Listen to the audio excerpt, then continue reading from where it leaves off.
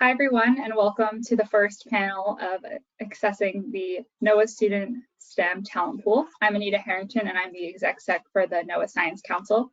This council oversees NOAA's research and development portfolio, and this will be the first of 3 different seminars hosted by the NOAA Science Council, the Office of Education, and the NOAA Central Library. I would like to thank the NOAA Library staff, especially Katie, for their valuable assistance. In March 2021, the majority staff of the Committee on Science, Space, and Technology analyzed workforce data for 7 science agencies within the committee's jurisdiction, which included NOAA. Among its findings, this report showed that NOAA's workforce declined by 8.6% from fiscal year 2009 to 2020, and the NOAA STEM workforce declined by 1.6% during this time. At the end of fiscal year 2020, NOAA employed roughly 8.5 male engineers for every 1 female engineer. While STEM employment among minority groups at NOAA increased by 13.6% from 2016 to 2020, only 0.4% were Black or African American. NOAA's STEM workforce also experienced large declines in several critical scientific occupations, including fish biologists experienced an 8.1% decline, oceanographers a 9% decline, and wildlife biologists a 30% decline. These statistics represent research funded more slowly, laws and regulations less effectively enforced, morale weakened, perspectives narrowed, and opportunities missed to cultivate and support the next generation of great American scientists. They also suggest a dangerous retrenchment of American scientific leadership. In order to address this, the NOAA Science Council developed a DEI Tiger team that provided guidance on best practices for recruitment and hiring underrepresented groups in STEM. And from these recommendations, we've created this series of webinars. The purpose of today's is to provide more information for hiring managers on the current composition of the STEM talent pool of NOAA-supported education and training programs, and to outline the processes of utilizing direct hire authorities to hire qualified candidates from this talent pool. To do this, we've invited a group of panelists to help us understand these processes. Their full bios today can be found on the website description for the webinar, so I'll just give their names and affiliations to save some more time. First, we have Dr. Natasha White from the NOAA Office of Education, Educational Partnership Program with Minority Serving Institutions. Veronica Johnson, Office of Human Capital Services, Talent and Acquisitions Branch. And finally, Dr. Steve Thur, the Director of NOAA's National Centers for Coastal Ocean Science. First, we'll begin with Natasha, followed by Veronica, and then Steve. And after their brief presentations, we'll have time for questions. As the presentations go on, please feel free to enter your questions for our presenters into the chat, and we'll address them when the time comes. And now I will turn it over to Natasha. Thank you, Anita. Good afternoon, everyone. Today I will be presenting to you a synopsis of the NOAA STEM Talent Pool using the Educational Partnership Program with Minority Serving Institutions as an example of the types of students that are currently trained and supported by NOAA student programs. Next slide, please. So this slide provides a list of all of the student-supported programs that are eligible and are participating in the Conservation Corps Act Direct Hire Authority.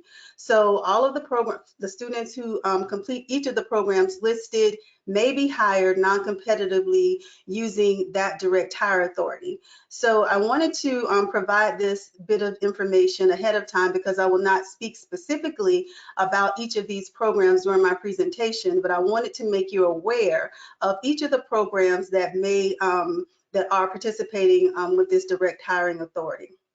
The education and training that is received by each one of these students meets the criteria of that direct hire authority. Many of these students are trained, not many, all of these students are trained at NOAA through internships under the guidance of NOAA mentors. So we are, fully aware of at least some of their capabilities that may be contributory to the future NOAA workforce.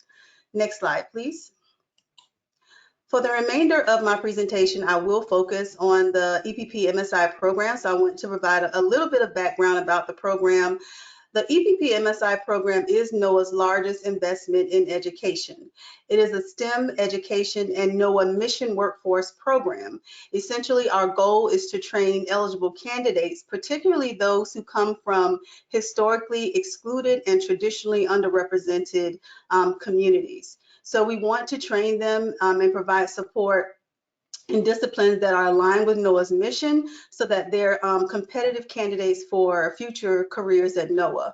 Since 2001, the EPP MSI program has supported over 3,000 students, and 71 of our alumni are currently FTEs at NOAA, and we currently have 13 who are employed as NOAA contractors. I will point out that 82% of the students who are currently supported by the EPP-MSI program do come from historically excluded and traditionally underrepresented communities. Next slide. This slide shows some of the impacts, the major impacts of the EPP-MSI program. From 2003 to 2019, the program supported the completion of Ph.D. degrees among African Americans and Hispanics at levels that changed the demographics of degree recipients for those particular disciplines. And they include atmospheric sciences, marine science, and environmental science. So this shows the hard work that our cooperative science centers and undergraduate cooperative science centers put in training and developing diverse candidates for degrees that are aligned with NOAA's mission. Next slide, please. So there are currently 9 EPP-MSI alumni who are in leadership positions within NOAA. And I wanted to highlight some of our alumni just to show the caliber of students that are prepared by these programs.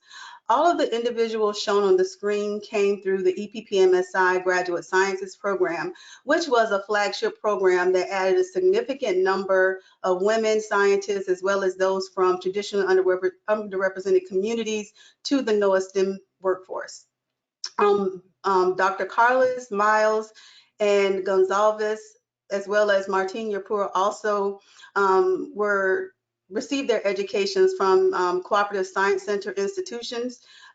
So the education and training that they received in their programs, which equip them to get to the point where they're in NOAA leadership, is not unlike the education and training that's being received by current students who are supported by the program. So we can't reinstate the Graduate Sciences program, but our goal is to work toward recreating its success. Next slide, please. So as I mentioned before, the STEM talent pool in this slide does apply to each one of the programs that was listed on one of my very first slides. This slide talks about the training and education that EPP MSI supported students receive, but it's not that dissimilar from that which is received by some of the other programs. So all of the graduate students who are supported by EPP MSI are obtaining degrees that are aligned with NOAA's mission. So we have marine science majors, atmospheric sciences and meteorology, physical sciences, environmental scientists, run the gamut, engineers, all of that, and I'll get into the disciplines later. But each one of the graduate students, so those students who are obtaining master's and PhD degrees, are required to complete a 12-week minimum graduate internship. We call these NERTOs, or NOAA Experiential Research and Training Opportunities. So that's a program requirement for all graduate students. That means that they're being trained at a NOAA facility under the mentorship of a NOAA scientist, gaining hands-on relevant experience directly at NOAA.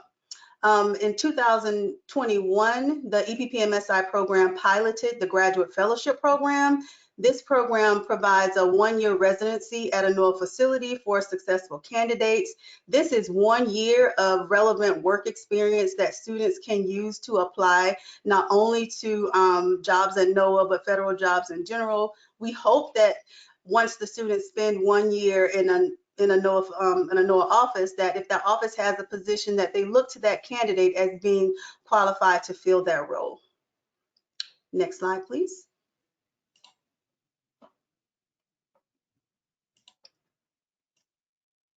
So this slide describes the degrees that have been received by recent candidates. So what has the STEM talent pool, the current STEM talent pool actually look like? What is it composed of, at least as it relates to EPP MSI? We have for the past 3 years, 256 students have obtained degrees in the disciplines that are listed on the screen. That includes 151 bachelor's degrees, 74 master's degrees, and 26 PhD degrees that are received within all of these disciplines.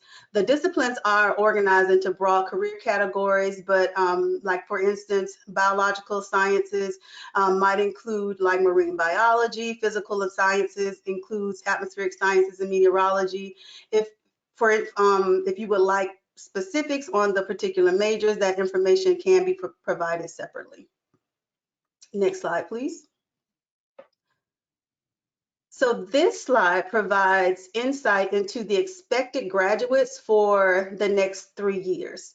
And I'm providing 3 out years of information because, and these numbers will likely, very likely, increase because centers are currently recruiting for the class of 22 for new awards that just started this fiscal year. So we do expect that the projected 219 graduates through 2025 will increase significantly once we have the new recruits.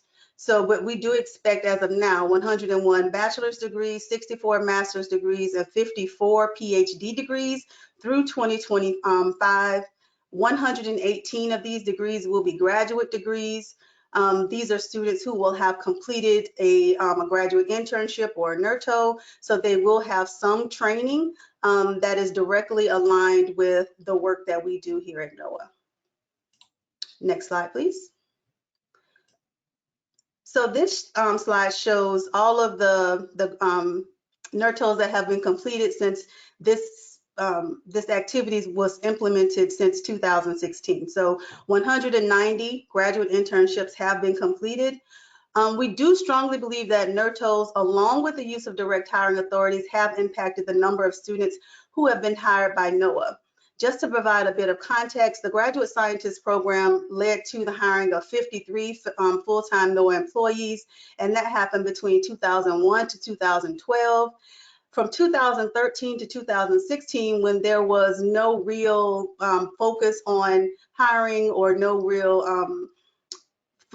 effort by the, I won't say effort, but there was no real focus on hiring by the program. That was not a designation of activities. Only 9 students were hired. Since the realignment of the program with the workforce in 2016, we've noted that 26 graduates have been hired. So we have seen an uptick in hiring of EPP-MSI graduates since the focus on providing relevant training and skills that align with the work that's being done within the agency has occurred. Next slide, please. So the numbers are important, but the stories behind the numbers are what truly communicate the value of the student experiences. The skills that are obtained from the NERTOs by these students are impacted not only their education, but their career prospects.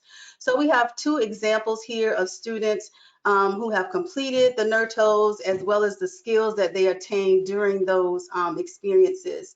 Christiana was actually hired by the Cooperative Institute that works closely with the Ezra Lab in Boulder, and Alric was able to publish collaboratively his NERTO results collaboratively with the lab that he worked with and one of his professors at his academic institutions.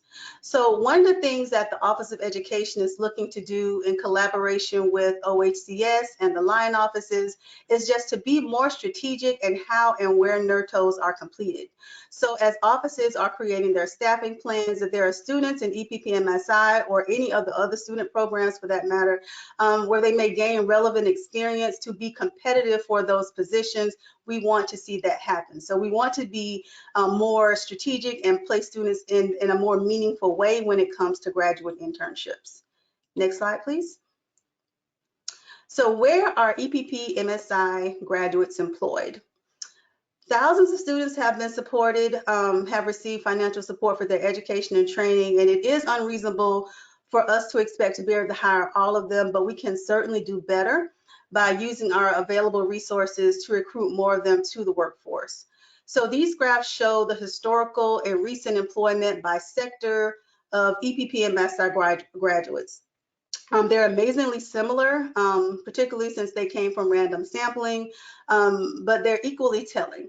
So nearly half of our graduates work in the private sector. That means that the investment that NOAA is putting into these students is training them to go out the door. And we do know that many, if not most of our students that are participating in EPP and MSI programs do want to work for NOAA at some point in their career. So our biggest challenge is really just changing the status quo. It is going to take a cross-agency effort to be able to do that. We know it's not impossible if we consider the hiring trends that other NOAA student-supported programs that they experience. So there's work to be done. Next slide, please. So as I mentioned before, we envision direct hire authorities as the way forward to helping NOAA meet its goal of a more direct, diverse workforce. I want to conclude my presentation by highlighting two of our program alumni who were recently hired using the Conservation Corps Act Direct Hire Authority. Both of these students obtained degrees from Cooperative Science Center institutions and completed their NERTOs with the line office that hired them. So here we have Adedoja, who was hired by NESIS NCEI. He stated that he regularly uses the skills that he learned, that he gained during his NERTO on his career on a daily basis. So the education and training that he received while being supported by EPP-MSI has been a valuable attribute to his career. Next slide, please. And then we have Latrice, who's currently a stock assessment analyst at the Southeast Fishery Science Center. And she attributes the modeling and data assessment tools that she learned during her education and training with equipping her with the skills for her current position. So there you have it. We have students, they need jobs, and it's going to take all of us working together to make that happen. If you would like for additional information, please feel free to contact me or the EPP MSI program in general. Thank you. Thank you so much, Natasha, for that valuable information on the composition of the STEM talent pool. Now I will turn it over to our next presenter, Veronica. Thank you, Anita, and thank you, Natasha, for that information. It's truly enlightening, and we're looking to hire more individuals through the direct hire authorities as well as special appointing authorities. Next slide, please. So the DHA-Conservation Corps Act basically was granted by Congress in 2019, and this authority actually promotes growing our workforce and maintaining our commitment to increasing our diversity within NOAA. It covers all the line and staff officers at NOAA, and basically the eligible positions are the National Marine Sanctuary Systems, coral reefs, and other coastal marine habitats and other land and facilities. And it is not restricted to only professional and technical positions. Next slide, please. So basically, recent graduates within 2 years from an institution of higher education with particular attention given to the full representation of women and participants from historically Black, Hispanic, and Native American schools or schools with diverse student population. You would have had to have completed an internship or fellowship from an eligible program and subsequently received a degree. The appointment candidate without competitive examination or competing with career and career conditional employees clearing ICTAP and CTAP, and permanent positions, veteran preference does not apply. And our initial hires are normally at the 57911 or CAPS equivalent levels. So the eligible programs under the Conservation Corps Act currently are the Educational Partnership Program, Ernest Hollings Internships in Marine Geography, the Canals Marine Policy Fellowship, the Margaret Davidson Fellowship, the William LaPinta NOAA Internship Program, the NMFS Sea Grant Population Dynamics Fellowship, and Woods Hole Partnership Education Program. So currently, again, these are the programs that have already been approved and are standard under the DHA-Conservation Corps Act. However, you do have an opportunity as hiring managers to actually also submit new programs that can be considered under this direct hiring authority as well. Some of the general provisions for the direct hire is that it has to be a rigorous internship. And that just basically means that there's clearly defined deliverables. There has to be a minimum of 10 weeks of full-time work. It has to be in regards to critical thinking and real-world problem solving. And you present the findings at a student symposium, professional conference, or key decision making. One of the good things about this particular direct hiring authority is the applicants actually do not have to be selected through an announcement. So if any of those individuals are within those particular fellowships that have already been approved, they just have to fill out the information and submit their documents. Targeted recruitments can also be done in collaboration with the Office of Education, as we work with them all the time to try to move this direct hiring authority out of NOAA and having everyone participate. There you will see we have the actual authority, which is the actual policy that we have. Please feel free, anyone, to take a look at the policy itself. And then, of course, Appendix A lists all of the eligible programs that are currently in play. However, again, there are some other programs that are being worked on by several of our managers throughout NOAA, so that they also can be included in this. So I just wanted to branch out here also and just kind of provide some other special hiring authorities that hiring managers can definitely utilize as well. Not just Conservation Corps Act, but there are others as well. So I'm just gonna go through this very quickly.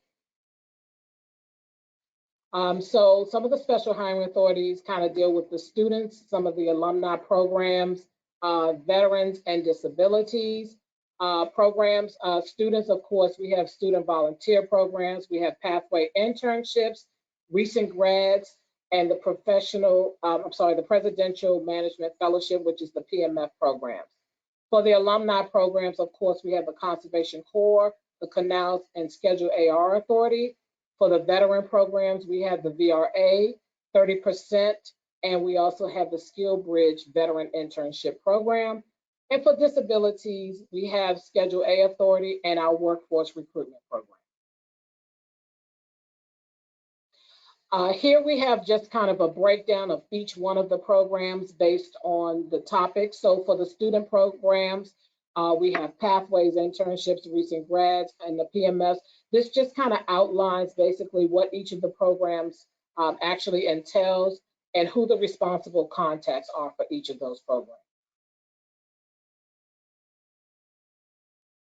For the alumni program, we have the same thing. We also kind of give you a little snapshot of kind of where in the career line these positions would be great to be filled at.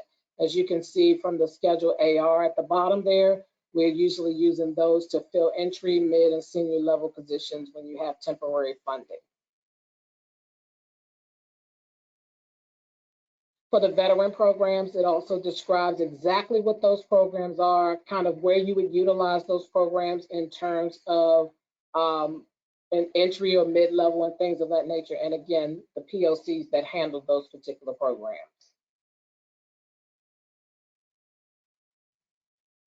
And again, for the disability programs, again, we have Schedule A Authority and the Workforce Recruitment Program. All of those things are there for you, and it also provides you with kind of where in the streamline of things those positions can be filled at.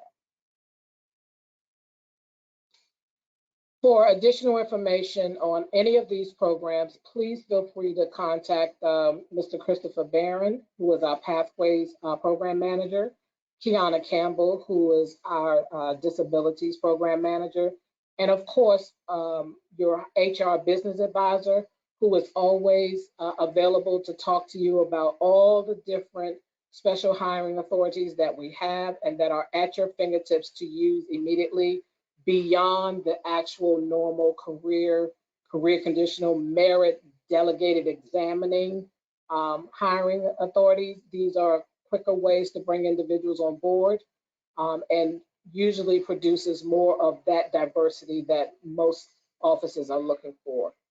In addition to that, please feel free to send an email to the CCA email address that's there as well if you have questions regarding that, that particular hiring authority. Thank you very much. Thank you so much, Veronica. And I will now turn it over to our final panelist, Dr. Steve Thur. And just a reminder for everyone, please enter any questions you have for any of our panelists into the chat. Thank you. Good day, everyone. I am here to complement the information that the first two panelists provided by giving a concrete example of how the organization that I direct has used a couple of these direct hire authorities to access the talent pool that you were informed of in the first presentation. So my name is Steve Thur, and I direct the National Centers for Coastal Oceans Science. We are a nationwide program office within the National Ocean Service. We have 4 marine laboratories plus headquarters in Silver Spring. And I think a bit of context about the organization that I direct would be helpful in sharing our experience. We have a blended workforce, as many organizations within NOAA do. We have about 150 federal employees and about 110 contract staff. And I don't know that there is a typical ratio given the variety of organizational units and their staffing structures throughout the agency, but it is not uncommon for organizations to employ federal employees, cooperative institute staff, and contract staff all in one organizational unit. So in thinking about the research that we would be called upon to conduct over the next 5 to 10 years, we identified that there were a couple of priorities that we had in terms of the composition of our workforce. And so I want to run through 3 decisions that we made that then led us to the mechanism we chose to employ in 2021. So the first decision that we made was we wanted a greater diversity of junior to senior staff in our federal workforce.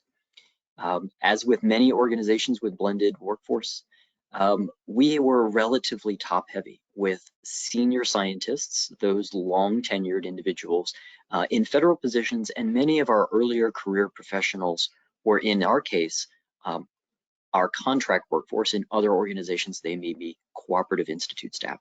And so we wanted to, for succession planning purposes, have a broader diversity of early to late career staff in our federal workforce. The second decision that we made was that we wanted our workforce, along with much of what you've heard from the rest of the agency, to be more representative of the entirety of American society. And so we wanted other demographics to change in our federal workforce. And the third decision that we made was that we wanted a bigger federal workforce. And so we have had many functions provided to our organization by our contract private sector partner for a very long time. Our funding has been stable or growing, and we have a lot of critical skills that are embodied in contract staff. And we decided that it would probably be best for those long-term functions to be addressed by federal employees for consistency and security of tenure. And so those 3 desires led us to explore the pathways that we could use to achieve that outcome and bring aboard the talent that we would be needing for the next 5 to 10 years. If I could have the next slide, please. This next slide is also my last slide. I only had 2. And this is a graphic depiction of our experience. The 4 pictures in the center are iconic buildings from the lead institutions from the 4 cooperative science centers. From the top left, going around clockwise, Howard University, Florida A&M, University of Maryland Eastern Shore, and the City College of New York.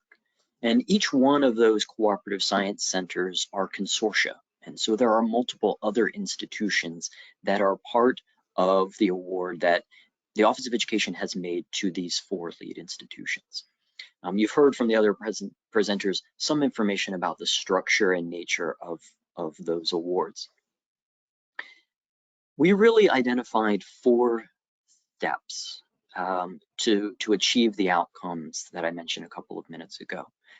Natasha mentioned NERTOs, NOAA Experiential Research and Training Opportunities. These are graduate level internships that all master's and PhD students that are part of the Educational Partnership Program with minority serving institutions need to complete as part of their studies.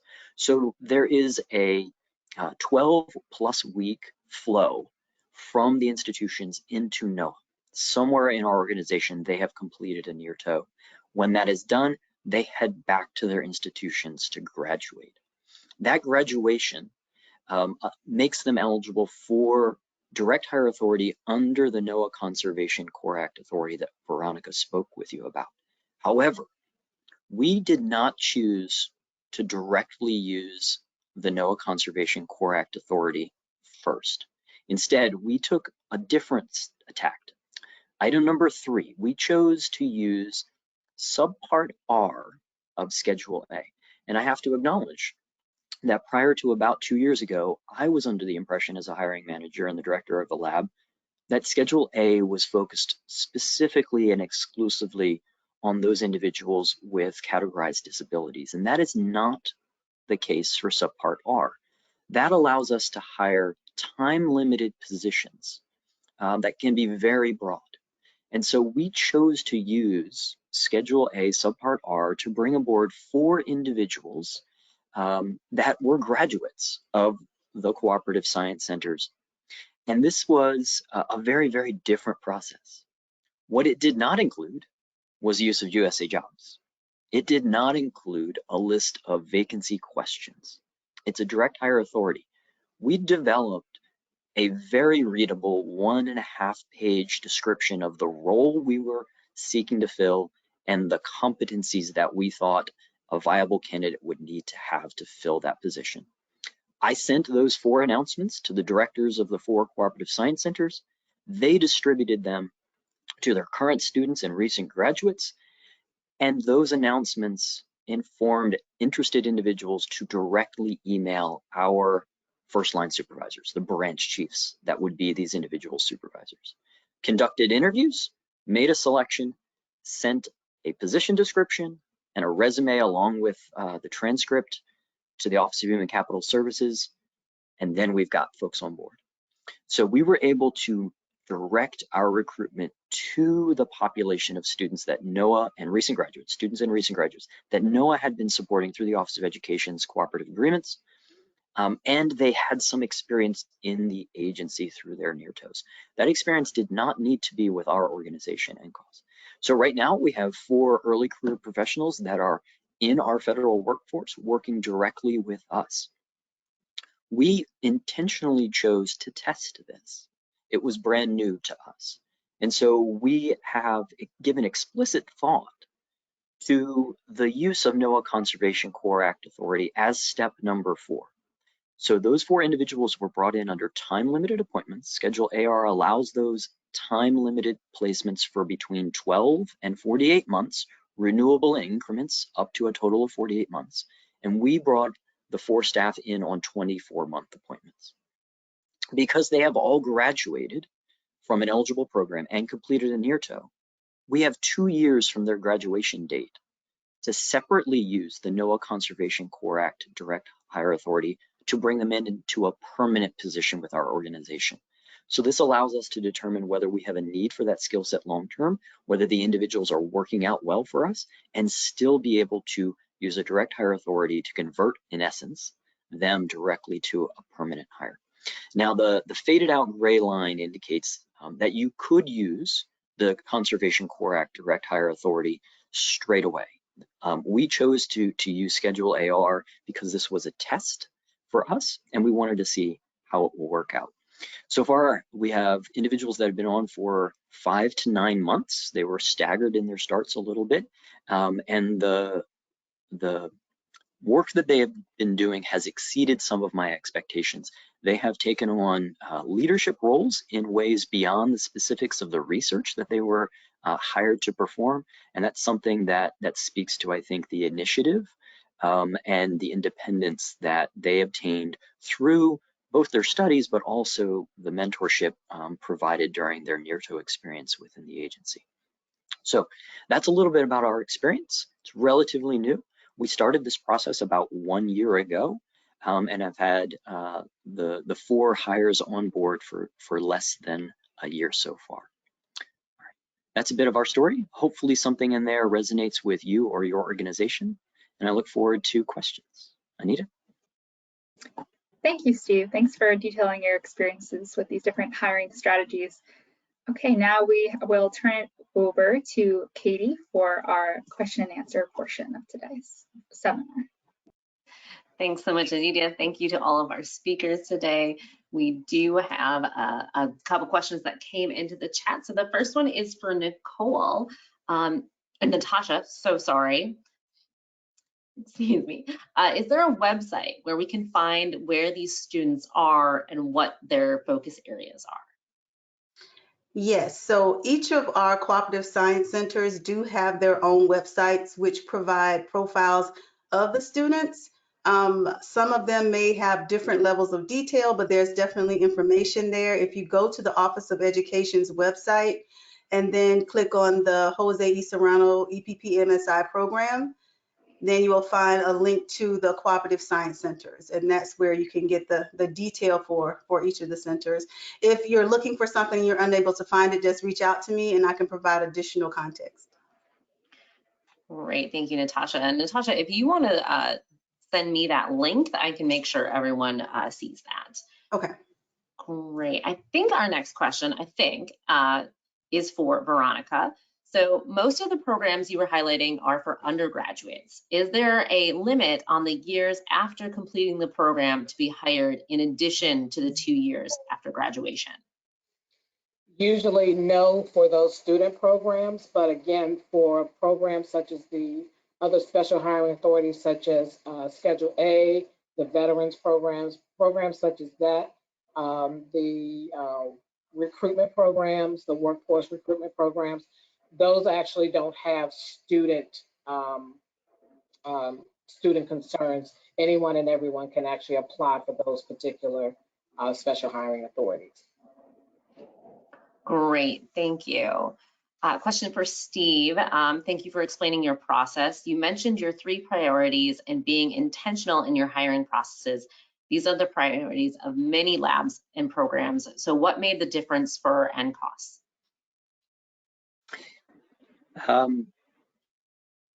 I'll give 2 responses. So first, I have served as a technical monitor for one of the 4 cooperative science centers now for 8 years. And so I have a fair relationship with many of the faculty that are training these students. And I have gotten to know some of the students through their NIRTOs with us, the presentations that I see in my role as the technical monitor. And so I believe one of the difference makers was a comfort level with the talent that was being produced. And I have to acknowledge, our organization does not hire many federal employees more or less straight out of graduate school.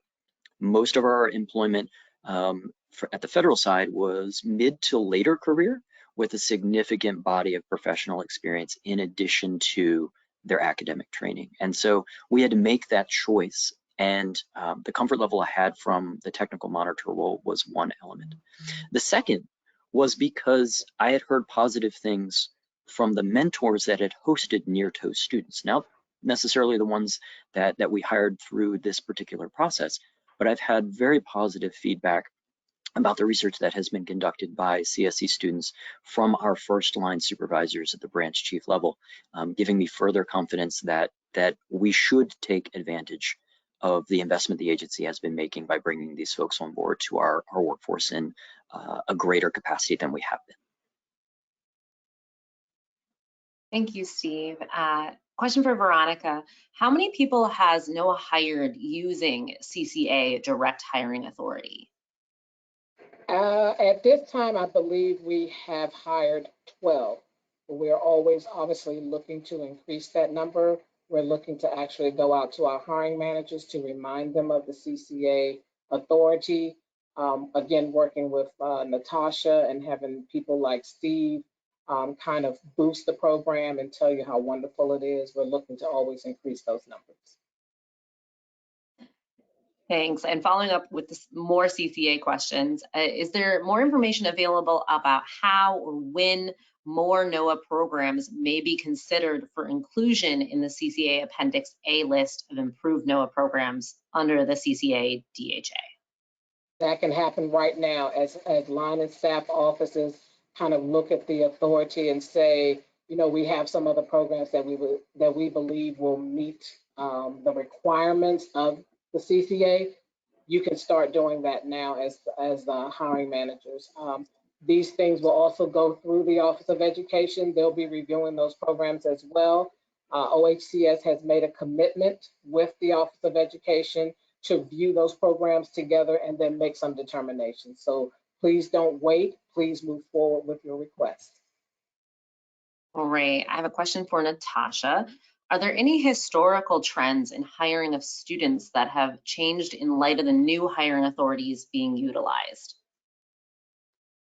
Yes, there have. So as I mentioned during my presentation, there was a period between 2013 to 2016 where we did not see very many students hired from the EPP MSI program, even though there were a significant number of graduates during that time. So in 2016, the program was refocused to be a workforce and training program. And that's when the NERTOs were instituted and students started completing those internships and training opportunities at NOAA. And then in 2019, we had the implementation of the Conservation Corps Act Direct Hire Authority. With those two things, we did see an uptick in the number of hiring. So prior to 2012, we saw 53 students hiring. During that period of lag, we saw about 9. And then since 2016, we've seen 26 of our students be hired. Great, thank you. And kind of continuing on that, and you touched on this a little bit, what is the Office of Education doing to ensure students are trained and receive degrees that would make them competitive to future positions at NOAA? We work closely with the line offices to have an understanding of what is needed, what the priorities are, and where the training needs to happen. So just as Steve mentioned that he is a technical monitor for one of the cooperative science centers. He's the one, he represents NOS in that effort. So we work closely with the Weather Service, NESDIS, OER, as well as fisheries to have an understanding of what their priorities are. So we can ensure that the centers are working with the students so that they're gaining some of those relevant skills. Great, and Natasha, you're on a roll. So who initiates the NERTO process for each student supported by the EPP MSI program? So it's collaborative. It starts at the institute, the academic institution, and they'll either work with their technical monitor to identify someone within NOAA, and that they meaning the faculty member at the academic institution, or they may perhaps already have a contact. They may also contact the Office of Education to review our database. We do have a scholarship, internship, opportunities database where opportunities may be posted at any time. So if you have a need in your lab, you may post those opportunities to our database. So that there are a number of ways to initiate those, but it starts with the faculty at the academic institution. They either make connections to NOAA through their technical monitor on the award, through the Office of Education, or with an existing contact within a line office. Great, thanks, Natasha. Veronica, how do I find out more about the special hiring authorities and how do I initiate the processes? You touched on it, but if you want to send me a link to somewhere, I can make sure that that goes into the chat for everyone. Yes, so I'll make sure I provide you the information on all of those things. Again, the first start would be your business advisor for your organization, and we also have a list of those advisors as well. I'll send you the link on everything. Great, thank you.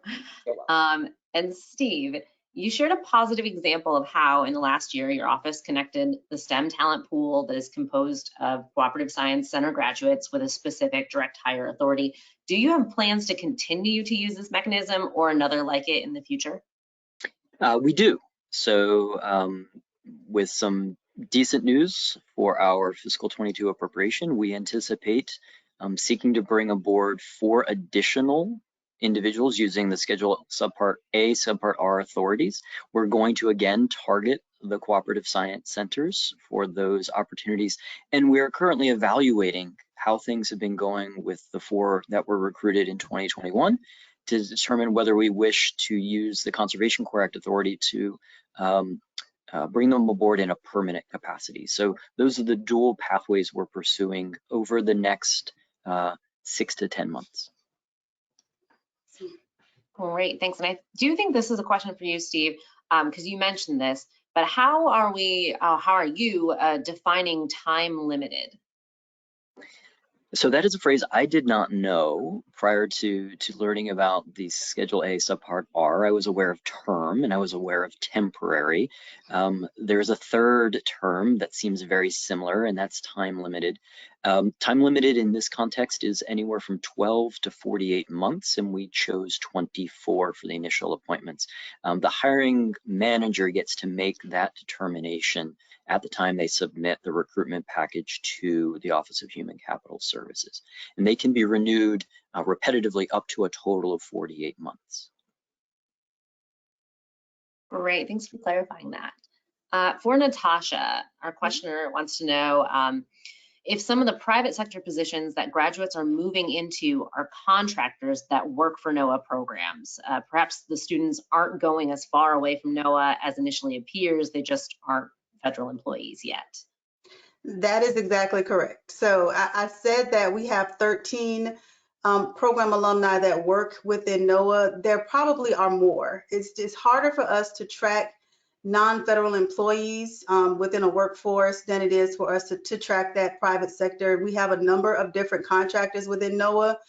And so the way that our student tracker database is set up, it's not always as easy to track contractors. So I will say that some of that private sector is likely includes NOAA contractors in there.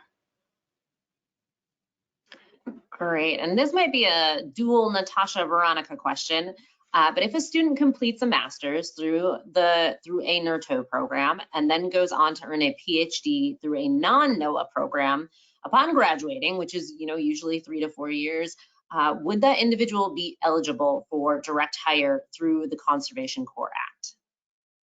Yes, they would. So once you're eligible for a direct hire, you have 2 years of eligibility. If you obtain another degree during that time, your eligibility clock restarts. So you would have an additional 2 years after you obtain that PhD degree. Great, thank you. And I think this is a good question to kind of bring us home, but also maybe loop in Anita, I'm not sure. What's been our strategy for getting hiring managers knowledgeable about the CSCs? I think this seminar is a great start, and I'll be sure to share these slides and discuss this with my hiring managers that I supervise, but what can other folks do as well?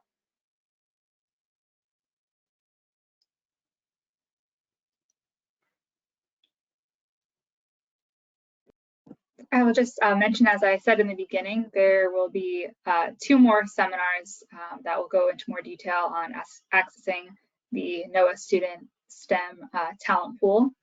I'm not sure if any other panelists have anything else to add to that question.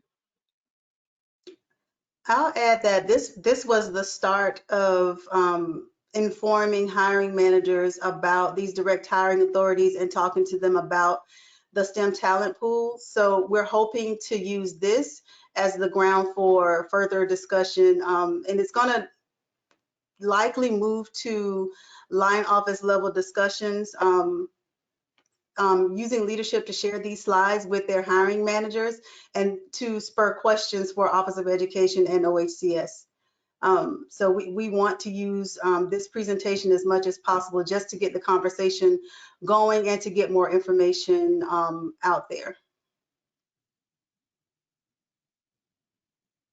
Great, thank you guys. I don't see any more questions, but I will reiterate, I put this in the chat. I will share these slides with everyone, and we'll make sure that we provide all the links that everyone spoke about and the contact information as well. So everyone who signed up, everyone who attended today will get a quick email from the library seminars email address and myself with all of this information for you. And if there's no other questions, anyone have anything last minute they'd like to say? I just want to thank all of our panelists today, and thank you everybody who's attended. If you have any specific suggestions for our upcoming seminars on this topic, please feel free to reach out and we can incorporate them as we're still in the planning process. So thank you everyone, and hope you all have a great day. Again, thank you everyone for joining us. I hope you have a wonderful, safe rest of your Wednesday. There is a little questionnaire that pops up when you exit, and if you wanted to suggest the topics or content for those next seminars, you can drop that into that survey, and I will make sure Anita gets those. Again, thank you all. Stay safe. Thank you.